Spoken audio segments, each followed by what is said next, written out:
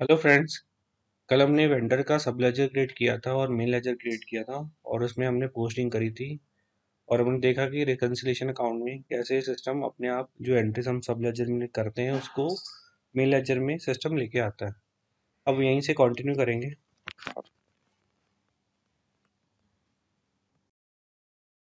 तो line item को display करने के लिए ट्रांजैक्शन कोड क्या यूज़ करते हैं? जो वेंडर की लाइन आइटम डिस्प्ले करते हैं उसके लिए ट्रांजैक्शन कोड यूज़ करते हैं FBL1N। अगर आपको याद होगा जब हम GL डॉक्यूमेंट लाइन आइटम को डिस्प्ले करते थे तो उसके लिए हम ट्रांजैक्शन कोड यूज FBL3 है। अब यहाँ पे वेंडर है तो यहाँ पे ट्रांजैक्शन कोड चेंज हो जाएगा, FBL1N हो जाएगा। एंटर करेंगे। सिस्टम आपसे वेंडर नंबर पूछेगा कि किस वेंडर के लिए आपको लाइन आइटम को डिस्प्ले करना है। तो यहाँ पे आपको सिर्फ एक ही वेंडर के लिए डिस्प्ले करना है या मल्टीपल वेंडर के लिए डिस्प्ले करना है, तो अकॉर्डिंगली यहाँ पे नंबर रेंज दे सकते हो या मल्टीपल सिलेक्शन में उन वेंडर्स के अकाउंट नंबर डाल सकते हो। तो यहाँ पे अभी के लिए हमारे पास एक ही वेंडर है, इसकी हमने लाइन आइटम को डिस्प्ले करना है। जो लाइन आइटम आपकी होती हैं वो आपकी ओपन भी हो सकती हैं, क्लियर्ड भी हो सकती हैं। तो अगर आपने यहाँ पे स्टेटस में ओपन सिलेक्ट किया हुआ है अपने वेंडर अकाउंट के लिए तो सिस्टम आपको यहाँ पे आपके वेंडर की ओपन आइटम दिखाएगा। अगर क्लियर सेलेक्ट किया तो सिर्फ और सिर्फ क्लियर लाइन आइटम ही डिस्प्ले करेगा। और अगर ऑल सेलेक्ट किया हुआ है तो सिस्टम आपको ओपन भी डिस्प्ले करेगा और क्लियर दोनों शो करेगा।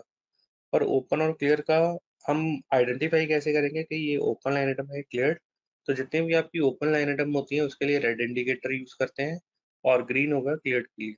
तो यहाँ पे हम ऑल लाइन आइटम पे टिक कर लेते हैं और एग्जीक्यूट के बटन को टिक कर देंगे।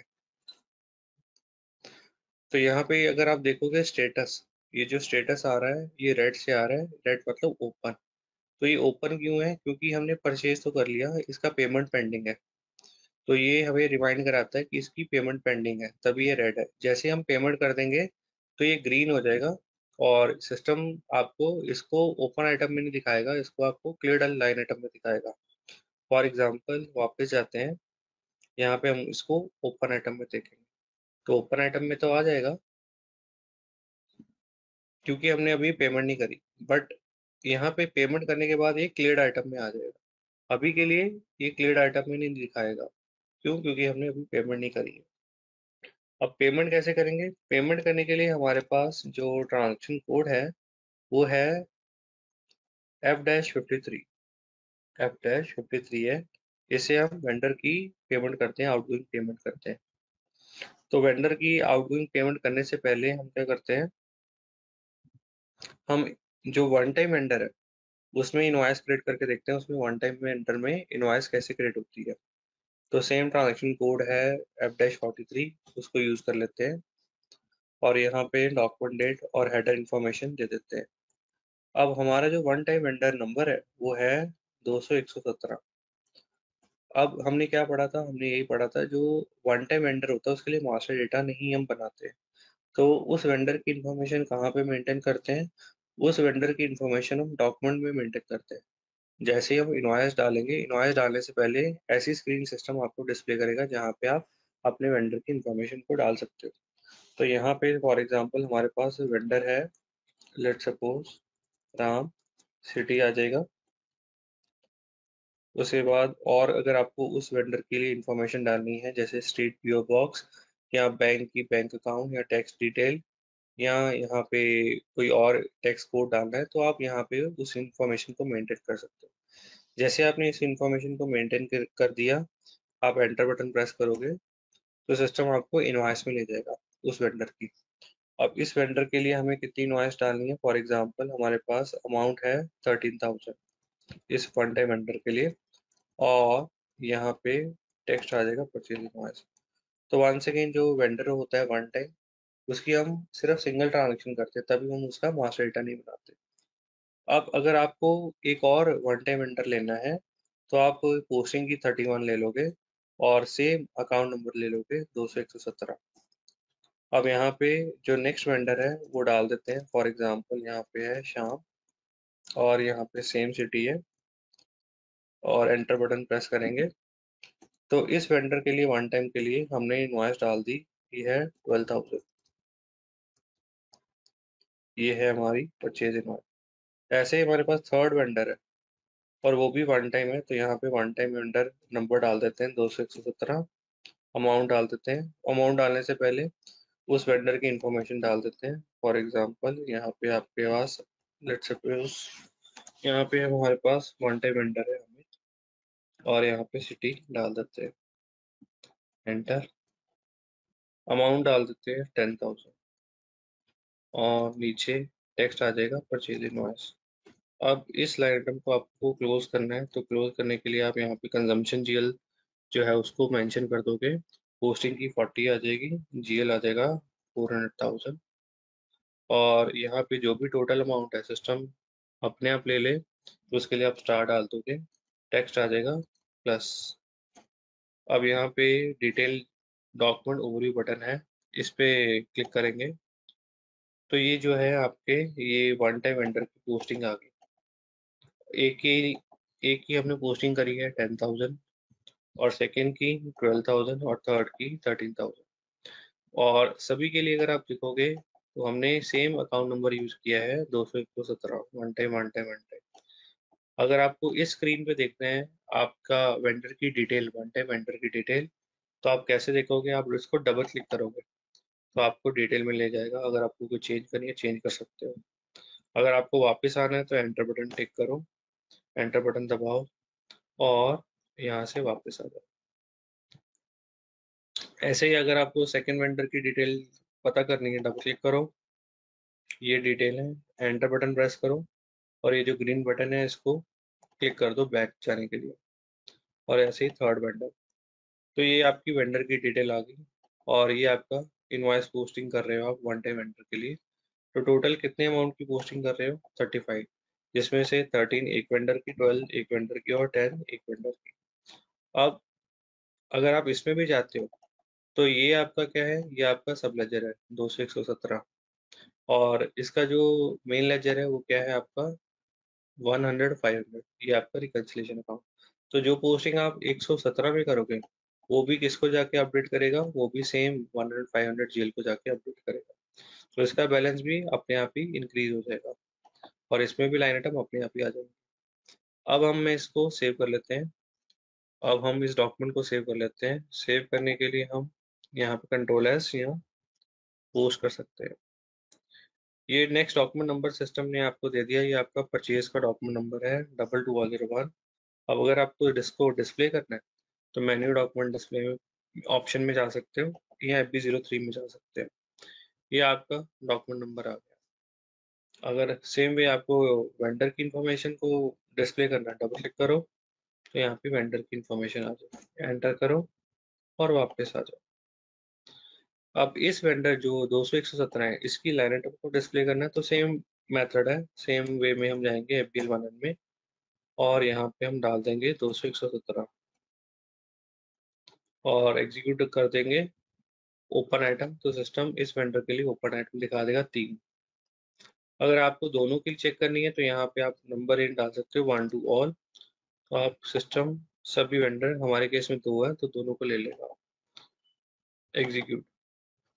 अब इन दोनों वेंडर जो कि एक तो है वन टाइम और रेगुलर, रेगुलर के लिए सिंगल इनवॉइस आ रही है, वन टाइम के लिए 3 इनवॉइसेस आ रही हैं, 3 डिफरेंट डिफरेंट वेंडर है। और यहाँ पे क्लियरिंग डॉक्यूमेंट जो है वो ब्लैंक आ रहा है क्योंकि अभी तक किसी की पेमेंट नहीं हुई है, तभी डॉक्यूमेंट जो है ओपन है। अब इससे हम ये देखेंगे कि ये जो रिकंसिलेशन अकाउंट है उस पर क्या इम्पेक्ट पड़ा है। तो रिकंसिलेशन का अकाउंट बैलेंस चेक करने के लिए सबसे पहले अगर आप सब लेजर का अकाउंट बैलेंस चेक करना है आपके वन टाइम का, तो आप जाओगे FK10 में, और आपका जो वन टाइम सब लेजर नंबर है वो डाल दोगे। हमारे केस में ये है 200 117, वो डाल दिया, और इस सिस्टम आपके वन टाइम जितने भी वन टाइम वेंडर्स हैं उनकी आउटस्टैंडिंग दिखा देगा कितनी है 35। उनमें से पेमेंट कितनों की है? किसी की भी नहीं की, तभी यहाँ पे डेबिट अमाउंट आ रहा है ब्लैंक। तो ये आपकी आउटस्टैंडिंग है। अब अगर आपने वन टाइम और रेगुलर दोनों की टोटल आउटस्टैंडिंग चेक करनी है तो उसके लिए कैसे कर सकते हो चेक उसको? उसके लिए आप जाओगे रिकंसिलेशन अकाउंट में, और रिकंसिलेशन अकाउंट का बैलेंस चेक करोगे, क्योंकि हमने जो वन टाइम वेंडर है और रेगुलर वेंडर है दोनों में सेम रिकंसिलेशन अकाउंट को असाइन किया हुआ है, तो दोनों का बैलेंस हमें इसी में मिल जाएगा। तो यहाँ पे हम 100-500 में जाएंगे, ट्रांजेक्शन कोड है हमारा FS10N, और यहाँ पे हम एग्जीक्यूट करते हैं। तो यहाँ पे टोटल जो आपको आउटस्टैंडिंग दिखा रहा है वन टाइम और रेगुलर वेंडर की 53 दिखा रहा है। अगर आपको ब्रेकअप देखना है तो डबल क्लिक करो, तो यहाँ पे ब्रेकअप अमाउंट आ जाएगा। ये आपका आ गया 18,000 रेगुलर वेंडर का, one time one time one time. अगर आप डॉक्यूमेंट नंबर देखोगे, ये 2220, ये आपके रेगुलर वेंडर का और ये वन टाइम का। और अब हम इससे बाहर आ जाएंगे। अब इसकी हम पेमेंट करेंगे। पेमेंट करने के लिए हम ट्रांजैक्शन कोड यूज करेंगे F-53। सबसे पहले हम रेगुलर वेंडर की पेमेंट कर देते हैं। ये पेमेंट स्क्रीन है, और अगर आप टाइटल बार देखोगे तो यहाँ पे आ रहा है कि यहाँ पे हम आउटगोइंग पेमेंट जो होती है अपने वेंडर की, उसको प्रोसेस करते हैं। अब उस आउटगोइंग पेमेंट को प्रोसेस करने के लिए हम कौन सी डॉक्यूमेंट टाइप को यूज करते हैं? केजेड होती है वेंडर पेमेंट के लिए। तो ये आपका वेंडर पेमेंट डॉक्यूमेंट का ये हेडर सेक्शन है, ये लाइन आइटम। तो हेडर में सेम आपका document date, posting date, document type, company code, ये इन्फॉर्मेशन आ जाएगी। तो यहाँ पे हम हेडर में डेट डाल देते हैं, document type, company code, period, currency. उसके बाद बैंक डेटा में आ जाएंगे। जो हम वेंडर को पेमेंट कर रहे हैं वो कौन से बैंक अकाउंट या GL से कर रहे हैं। तो यहाँ पे GL का डाल देते हैं नंबर 200-100, जो कि है कैश अकाउंट। और अमाउंट कितना है? हमारा जो रेगुलर वेंडर है उसका हम टोटल आउटस्टैंडिंग चेक कर लेते हैं कितना है। 200-116 हमारा रेगुलर वेंडर है, उसका जो टोटल आउटस्टैंडिंग है वो है 18,000। तो यहाँ पे हम पेमेंट दे देते हैं 18,000 की उस वेंडर को। और यहाँ पे टेक्स्ट डाल देते हैं पेमेंट टू वेंडर।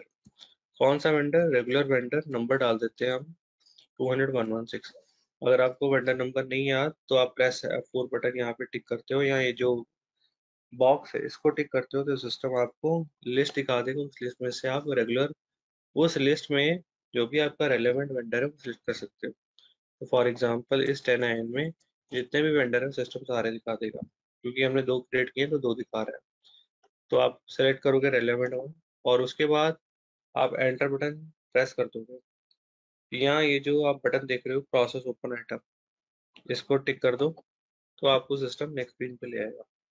अब यहाँ पे आपको क्या करना है? यहाँ पे आपको सेव बटन को प्रेस करना है। सेव को बटन को प्रेस करने से पहले आप यहाँ पे मेक श्योर करोगे कि जो आपका नॉट असाइंड फील्ड है वो हमेशा जीरो होना चाहिए। नॉट असाइंड फील्ड का मतलब होता है डिफरेंस, तो हमेशा जीरो होना चाहिए डिफरेंस। अब मैं इसको पोस्ट कर लेता हूँ, तो सिस्टम मेरे को पेमेंट डॉक्यूमेंट नंबर दे देगा। तो मेरा पेमेंट डॉक्यूमेंट नंबर है 2300। ये पेमेंट डॉक्यूमेंट नंबर है। अगर इसको डिस्प्ले करना है तो अगेन मेन्यू में, डॉक्यूमेंट में, डिस्प्ले ऑप्शन में जाएंगे, तो सिस्टम आपका ये जो पेमेंट डॉक्यूमेंट है वो दिखा देगा। अब इस पेमेंट डॉक्यूमेंट को करने के बाद हमारा लाइन आइटम पे क्या इफेक्ट पड़ा, बैलेंस पे, वेंडर के यहाँ रिकंसिलेशन पे क्या इफेक्ट पड़ा, वो देखेंगे। सबसे पहले तो हम बैलेंस पे देख लेते हैं अपने वन टाइम वेंडर का। तो ये हमारा बैलेंस आ रहा है रेगुलर वेंडर का, जो कि है 18,000। अब आफ्टर पेमेंट इसका जो बैलेंस हम दोबारा से चेक करते हैं। वापस जाओ और इसी वेंडर का बैलेंस दोबारा से चेक करने के लिए एग्जीक्यूट बटन को टिक करो। तो अगर आप देखोगे बैलेंस जीरो आ रहा है, नील आ रहा है। और अगर आप देखोगे डेबिट साइड अपडेट होगी 18,000 से। तो 18,000 क्या है? आपका पेमेंट डॉक्यूमेंट। अगर इस पर डबल क्लिक करोगे तो 2300 KZ, मतलब कि आपका ये पेमेंट लाइन आइटम है। और इसके बाद अगर आप रिकंसिलेशन अकाउंट का बैलेंस चेक करोगे, जो कि है 100-500, पहले कितनी आउटस्टैंडिंग दिखा रहा था? पहले दिखा रहा था आउटस्टैंडिंग, एक 100-500।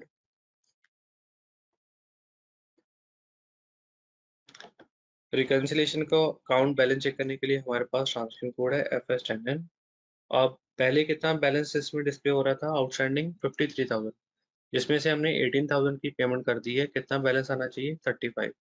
तो यहाँ पे एग्जीक्यूट बटन पे टिक करेंगे, तो यहाँ पे अगर आप देखोगे कितना बैलेंस आ रहा है, 35,000 आ रहा है। टोटल आउटस्टैंडिंग परचेज टोटल हमने कितनी की थी? 53 की। जिसमें से पेमेंट हमने कितनी कर दी है? हमने अपने रेगुलर वेंडर को 18,000 की पेमेंट कर दी है। इतनी पेमेंट जो वन टाइम वेंडर की है वो आउटस्टैंडिंग है। तो अगर आप यहाँ पे 35,000 पे डबल क्लिक करते हो तो सिस्टम आपको उन डॉक्यूमेंट का डिटेल दिखा देगा। तो यहाँ पे अगर आप ये देखोगे 18,000 ये आ रहा है ग्रीन इंडिकेटर्स के साथ।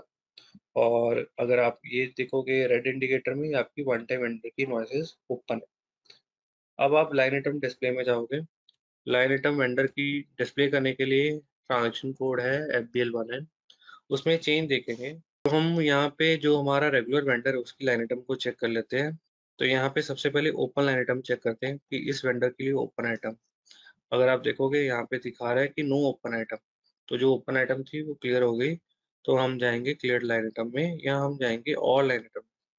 ओपन अगर है और क्लियर कोई भी है तो सारी दिखा दे।